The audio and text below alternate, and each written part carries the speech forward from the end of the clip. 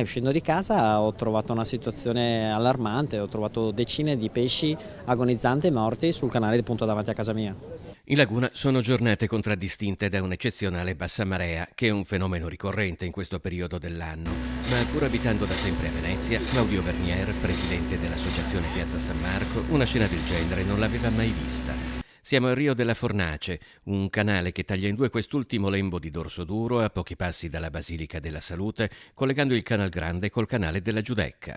Io ho pensato bene di chiamare subito carabinieri che mi hanno detto di chiamare la polizia metropolitana, che mi hanno detto che dovevo chiamare, insomma alla fine ho fatto tutto l'iter che mi è stato richiesto e spero che facciano dei controlli, anche perché mi hanno detto che non è stato un episodio isolato.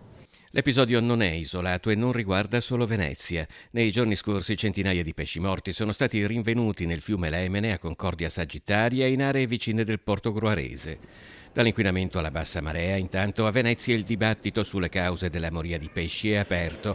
Gli esperti preferiscono rimanere prudenti, ma Luca Mizzan, biologo del Museo di Storia Naturale, ricorda come con temperature basse i cefali tendano verso acque con temperatura mite. Se però ci arrivano in troppi e con poco ricambio d'acqua, rischiano di togliersi l'ossigeno a vicenda. Se fosse una causa così naturale sarebbe sicuramente un sospiro di sollievo. La paura è stata quella che fosse qualcosa di chimico, di ambientale, siccome se ne sentono di tutti i colori, sappiamo che l'aria non è sicuramente delle migliori in questo periodo, insomma vedere degli animali morti non è mai bello.